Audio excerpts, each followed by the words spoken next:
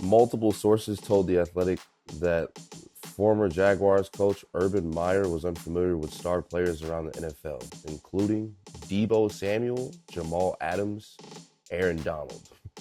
Who's this 99 guy on the Rams? I'm hearing he might be a problem for us. All right. You want my honest reaction to that? And Yeah. I am not here to defend Urban Meyer. He was a disaster with the Jags. It seems like he treated people terribly. It is impossible for me to believe, though, he didn't know who Aaron Donald was. I think that is an accurate quote. And he was saying it like this, like sarcastically, like, oh, so who's 99 on the Rams? Guy could be a problem for us. And his colleagues and fellow coaches hated him so much that they're leaking this as like, oh, I'm not misquoting you, buddy. Now, it might be a bigger indictment that he was that disliked, but I do not believe that Urban Meyer was unaware of who Aaron Donald was. When he was coaching in college football when Aaron Donald was wrecking people at Pitt. I don't believe that to be true. I think it's misleading. I'm not calling it fake news, but I think it's misleading.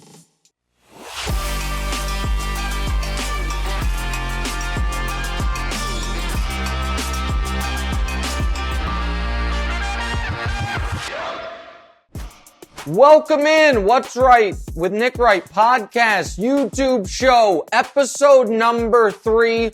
First week, I think, couldn't have gone any better. If you're new to the show, my family's involved. There's a clock involved. There's a team of producers that when they're not sending out complimentary tweets about other podcasts, they're actively working against me. But before we even get to any of the show, or before I introduce my co-host, who's also my son, Namanze, first let's get to what we are not discussing today. What is not on the show today is Chet Holmgren. Oh, but there are going to be some Chet Holmgren takes coming up around NBA draft time. Robert Woods, who has changed teams on the show, and Coach K, who survived Michigan State. Also not on the show, but we will get to the tournament.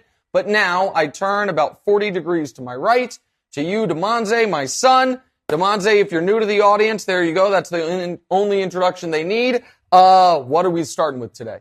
So, Deshaun Watson was traded to Cleveland. Yeah. Most guaranteed money in NFL history. Yeah. Cleveland claims that they did their homework, but the lawyer representing the 22 accusers say that they never spoke. Yep. How can anybody root for this team? Okay, so we're going to start the show off in a heavy place because it is the biggest news in the sports world over the last few days. And let me directly answer the question. People will be able to root for the Browns because people compartmentalize. And by the way, I'm not going to judge them for that. There is the whole idea of separate the art from the artist. People have been doing that in music and in movies for a very long time. Like you're allowed to, think Rosemary's Baby is one of the greatest movies ever made, even if you feel like the Roman Polanski was a really bad guy. People are allowed to, love Thriller, even if they have major questions about things Michael Jackson did or didn't do. And hey, I root for the Kansas City Chiefs. And we know Tyreek Hill years ago in college did some pretty awful things. And there are some pretty damning allegations about things he did much more recently. So I'm not judging Browns fans. And I think we compartmentalize. I think if you don't compartmentalize, it's very hard to be a sports fan.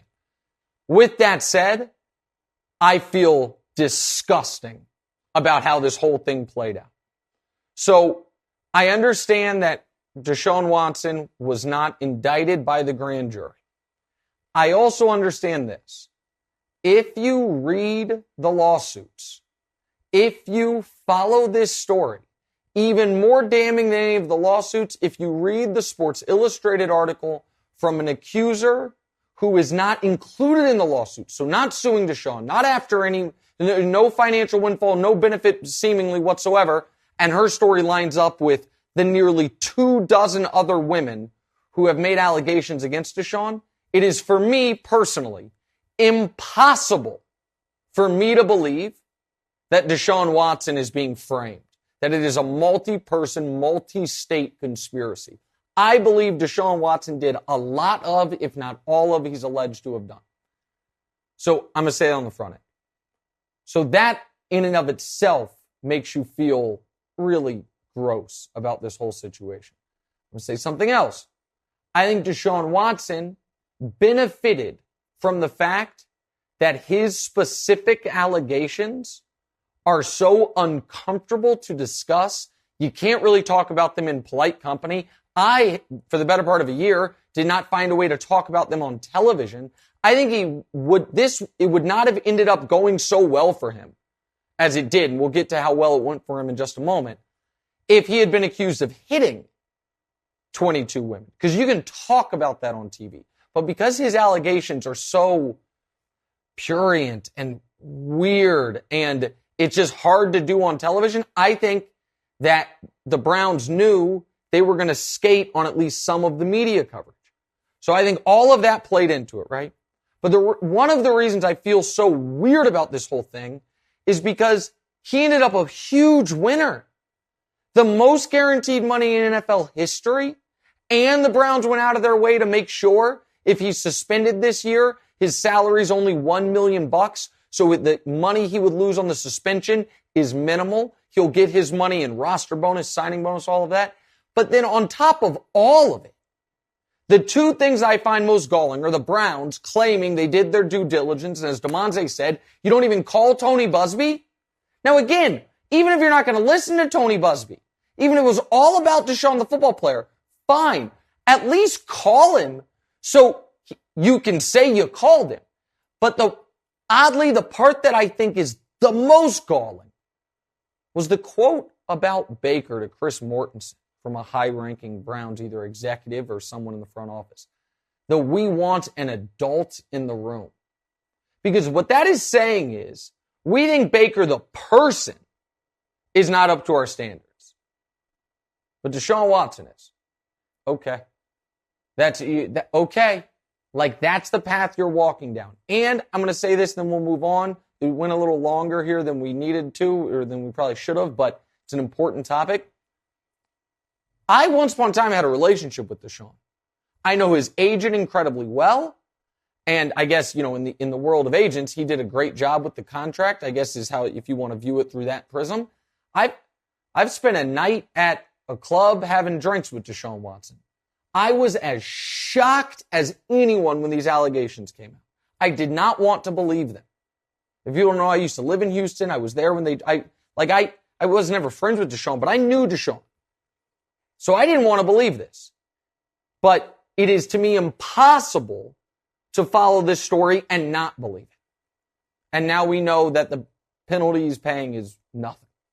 $230 million, all guaranteed. And even if the league suspends him for a full year, that $230 million becomes $229 million. So it all worked out for him.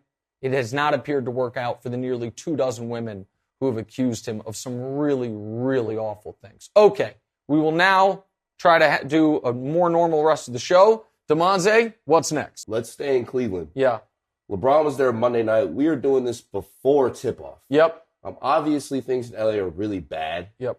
But he keeps breaking records, but they keep losing. Yep. Do you think he plays for the Cavs again? And if so, when? I don't think he plays for the Cavs.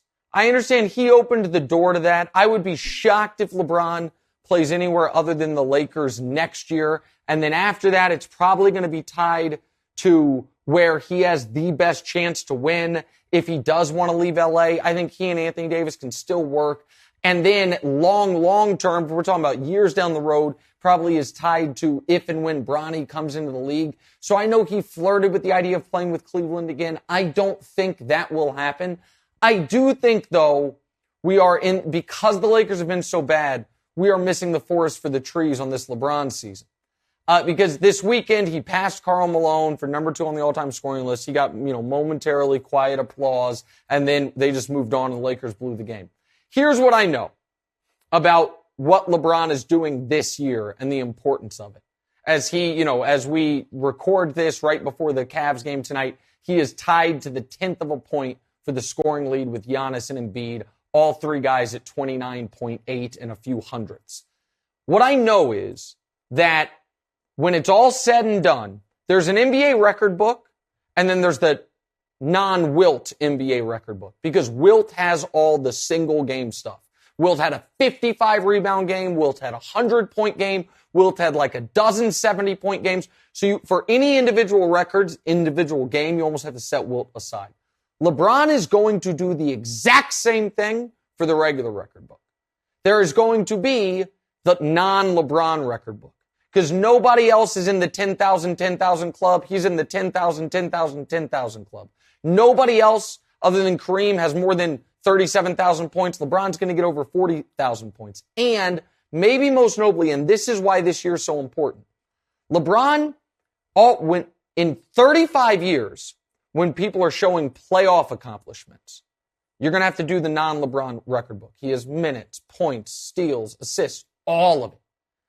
But he also is going to be the guy, whenever there's a great teenager that comes into the league, they will be the youngest to do X, Y, and Z since LeBron.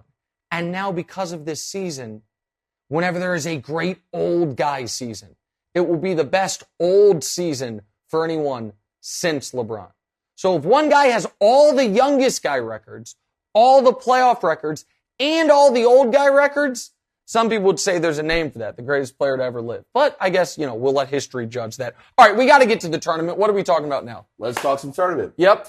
Michigan is back in the Sweet 16. Yes. Juwan Howard had an awesome moment with the Tennessee player after the game. Yep. People immediately brought up the fight with the Wisconsin coach. What should we be focused on here? We should obviously be focused on the hug. First of all, Juwan Howard, first team All-American hugger. No, there's no question. His hug with the Tennessee player was legitimately almost tear-jerking. He had a great hug with Jalen Rose after the game. Just a great hugger. And the fact that people were bringing up the fact that he tried to mush face that Wisconsin coach, pardon my language here, but I didn't then and I don't now. I don't give a shit that Juwan Howard shoved that guy in the face or tried to grab his face. Violence in sports is not like violence in real life. It's not like, oh, yeah, if you were at IBM and you did that. He's not at IBM. They're yelling, they're sweating, they're cursing. So Juwan Howard should not have had his moment at all dampered because a month ago he had a tough moment with the Wisconsin coach. Now we're right now out of time, but we're going to keep going because there's another tournament take that we must get to. So even though the clock, if you're watching us on YouTube, even though the clock says we're out of time, Demonze, we're not going to get to bonus time, but we are going to get to one more thing. Go ahead. Staying on the tournament. Yep. And it was an amazing weekend of hoops. Yep. But I know you got something you want to complain about, so let's just get that out of the way. Okay. Listen, everyone's complaining about the officiating. And I am going to join them, but only in part. Listen, is the officiating in college basketball awful? Of course. It's always awful.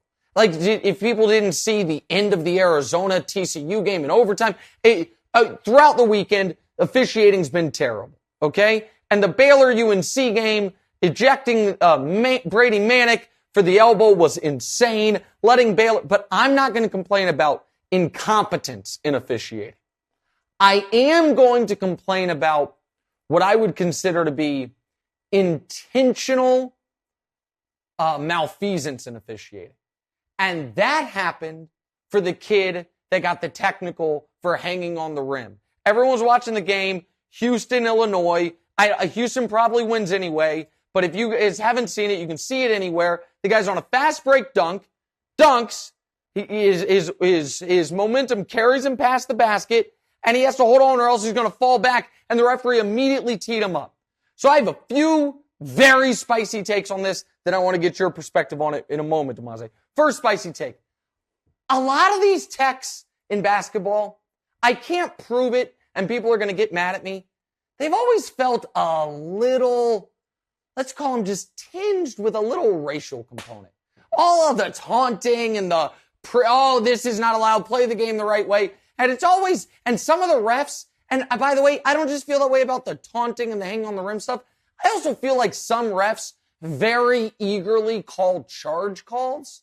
Like when a guy is sweeping down the rim for a lane for a dunk, and some guy, usually a little less athletic, usually a little shorter, slides over, how excited they are. It's always just, I can't prove it, but similar to some of the excessive celebration penalties you see in college football. I'm like, I'd like to see your Facebook history, sir. But more importantly, the hanging on the rim should not be against the rules. It flatly shouldn't be. But it certainly shouldn't be against the rules if it prevents injury, and that now brings me to you.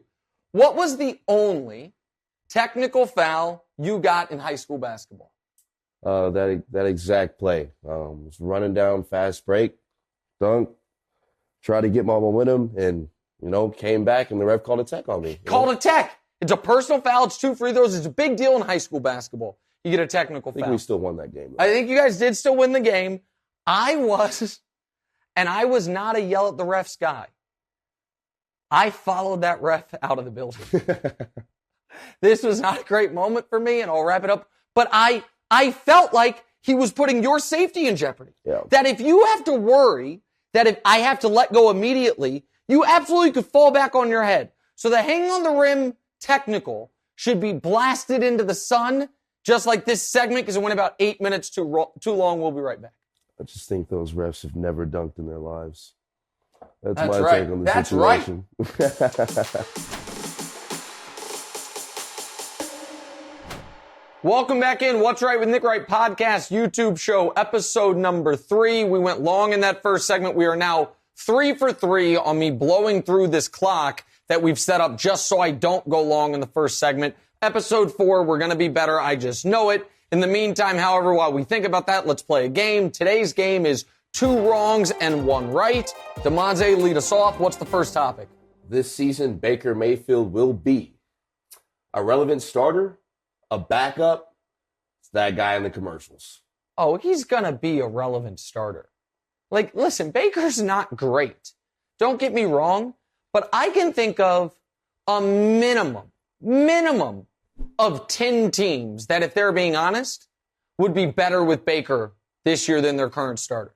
Those teams are the New York Giants, without a doubt. So the New York Giants have Daniel Jones. The Pittsburgh Steelers currently have Mitch Trubisky. I want to talk more about those 2 teams in a moment, because I feel like I'm the only person talking about Baker going to those 2 teams. But then after that, the Seahawks, it's Drew Lock. I've seen Drew Lock. He's been terrible forever. And then we can keep going. Detroit, clearly, with Jared Goff, would be better with Baker. Carolina's got Sam Darnold. They'd be better with Baker. Miami has Tua. They'd be better than Baker. And then I know they won't trade for Baker, but Washington would be better with Baker than with Carson Wentz.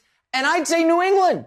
And remember, there was rumors about New England drafting Baker back the year he came out. Baker's better than Mac Jones. I'm not even including Houston with Davis Mills, because I'll be honest, Davis Mills showed me a little something.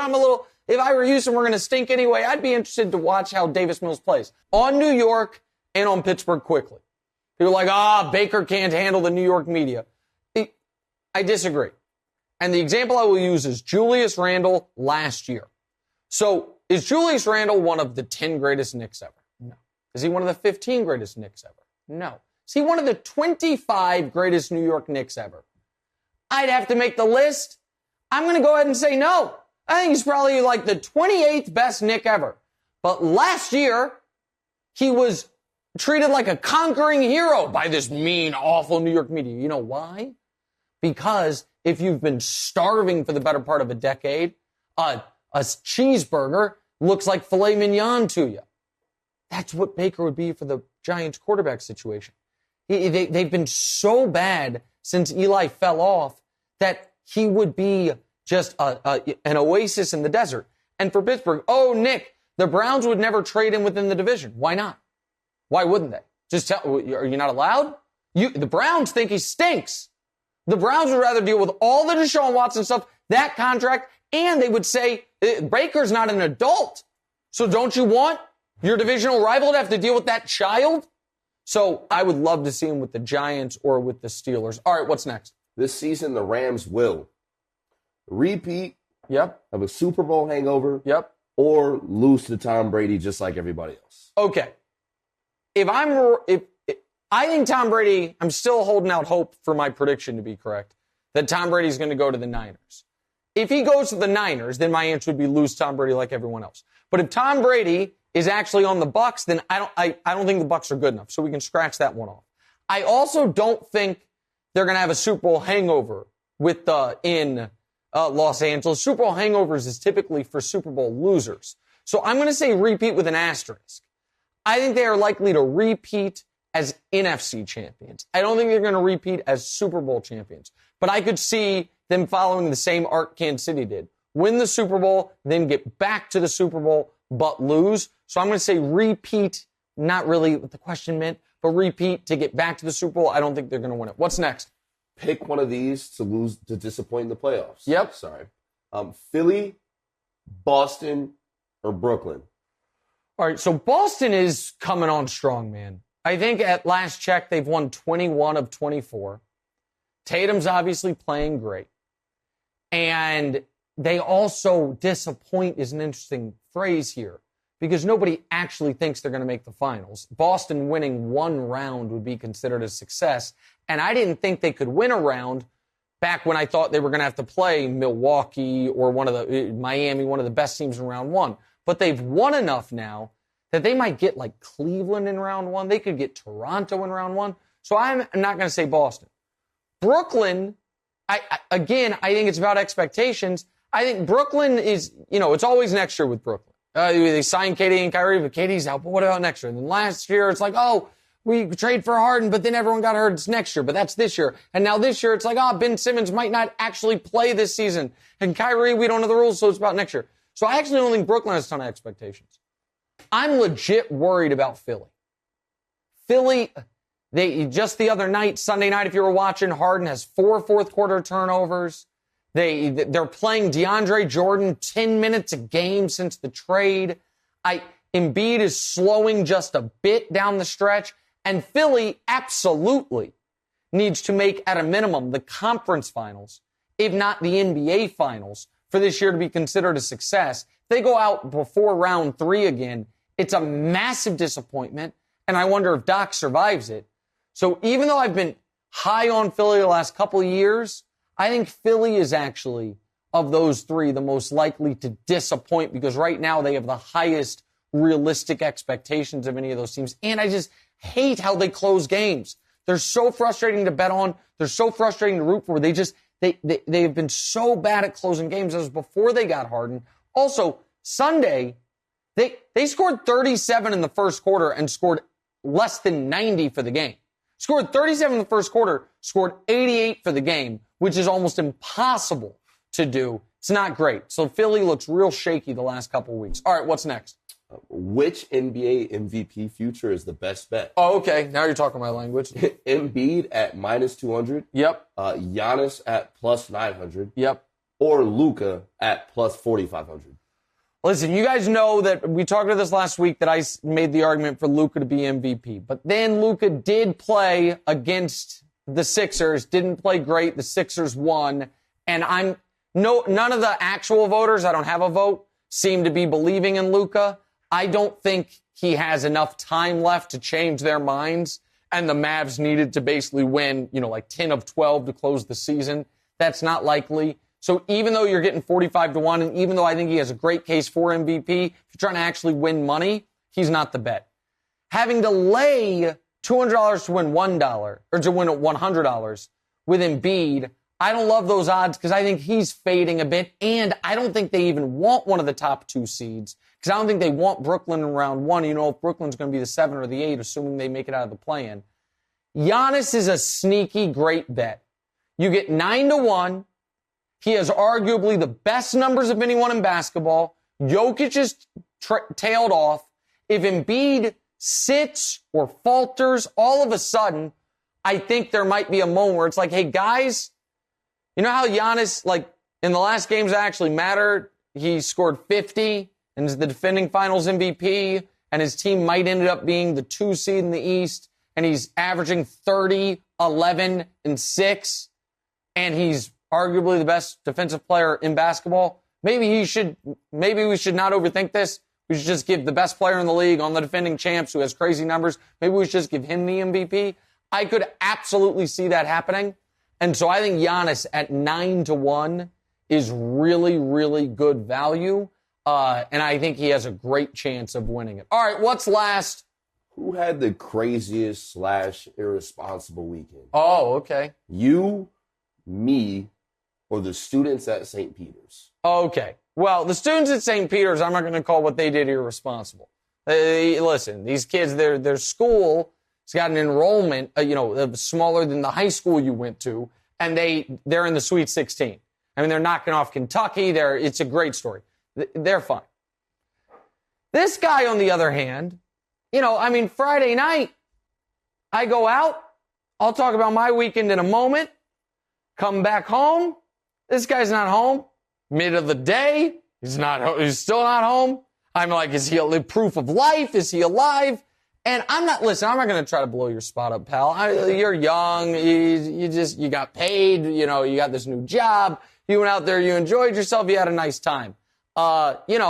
Where you stayed, had you met the person before? Who's to say? Will you ever see them again? Who's to say? These are the types of things that are not my business. So, hey, listen, to be young and single and, all of a sudden in your mind wealthy, I get it. I'm going to say the most irresponsible weekend was had by me.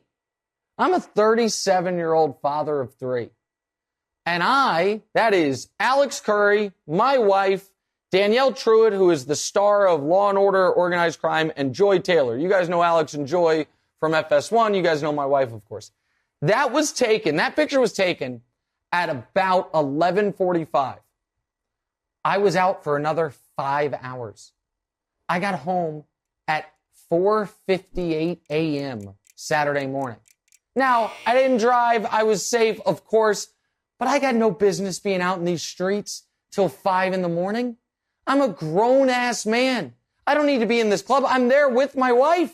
This guy couldn't believe it. Yeah. It was embarrassed for me.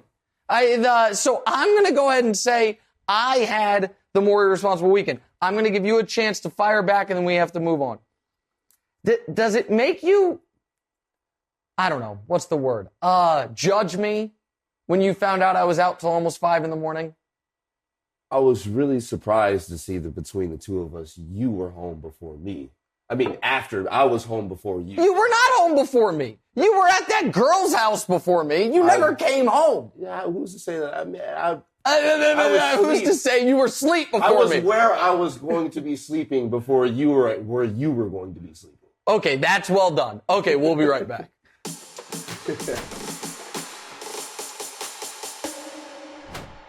All right, welcome back in. What's Right with Nick Wright podcast, YouTube show. Like, subscribe, rate, review. I haven't told you yet to do that once this entire show. We got to stay in that iTunes top 10. On Spotify, the damn Ringer F1 race car show is overtaking us. We got to do better. So please like, subscribe, rate, review, all those things. I'm also going to tell you that in a recorded message in just a moment. But this is a live, passionate plea from your guy, Nick Wright. And if you do that, then I'm going to still have the ability to, outside of the TV show, give you amazing non-sports takes like I'm about to deliver right now. DeMonze, set it up, please. You keep wanting to use the end of the show to whine about technological advancements. Yes. So we created a new segment. Oh, okay. What's it called? If this is right, I want to be wrong. Yeah. You have the floor. Okay. So we already talked about QR codes once. Now we're going to talk about, this is kind of like a younger man's version of the great Greg Cody from Le Batard Show back in my day. But I'm only 37 years old. I'm old enough to remember when you could buy a video game and just play that son of a bitch. Oh, that ain't the case anymore, and it has ruined the experience. So not that long ago, I got sent to my house, copy of NBA 2K22. Why'd I get sent to my house? Because I'm in it. As a little humble brag, not that humble actually, I'm just in that video game. So I put it in, fire up the PlayStation. You know how long I had to wait to see my tweets in that game? Do you know how long I had to wait before I was allowed to play it? Give it a guess. Between an hour and a half, 3 hours. Yes, it was 2.5 hours. 2.5 hours. Because you can't just put the disc in and play it anymore. No, we have to update the PlayStation. Then we have to update the game. Then we have to download a patch. What the F is going on here? But it gets worse. Because then I got for Christmas, Madden. Oh. Not the download edition, the game, the disc. It was a Christmas Day. I'm like, you know what? Kids are, playing with their toys. I'm going to play Madden. I put it in. You know what it tells me? I'm not allowed to play it. There's not enough room on the PlayStation. What do you mean room? I'm putting the disc in. Nope, I have to download the disc to the PlayStation. Why? Then why have the disc? Once upon a time, you just put the game in, you could play it. That's all. You just play the game. And then there was a sweet spot. There was an amazing moment where you could do that, but you also could play each other online. So like they brought in the online technology. I'm going to need a few more seconds here, guys. The clock's going to stop. I'm going to need a few more seconds because there was an amazing time where it went from you could only play with people who were with you to you could play with the whole world, but it's still, everything was on the disc. You on the disc? You can play within 20 seconds.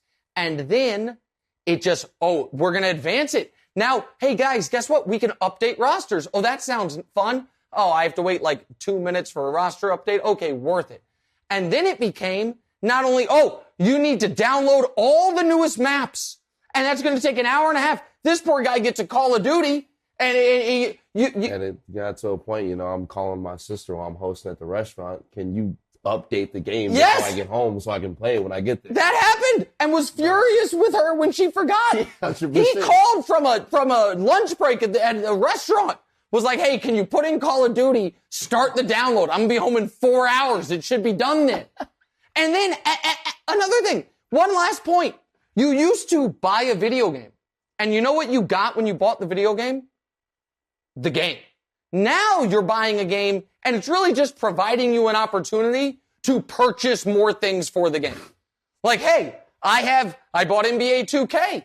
I want to use my player. Well, you better either have $400 or be ready for your guy to be trash. Just trash. Not just 2 months to get to an 84. Right. This poor guy is out here, you know what I mean, building fences for a living, using all of his dispensable income on a jump shot feature. What the hell has happened? So video games, got to get back to how good they were when I was your age. Very simple. Put the game in, play the game, own the game. That's all. Talk to you in a few days. We're super far from that. We're not getting any closer. No. Ever. Hey, thanks for watching. Smash or just lightly tap that subscribe button. It all works the same. To get more from the show, and make sure you click. Why don't you want to mash the bell too, guys? Or just, lightly tap the bell to get notified every time new content drops. Check out full episodes of What's Right wherever you get your podcasts, or just hit the link in the description below.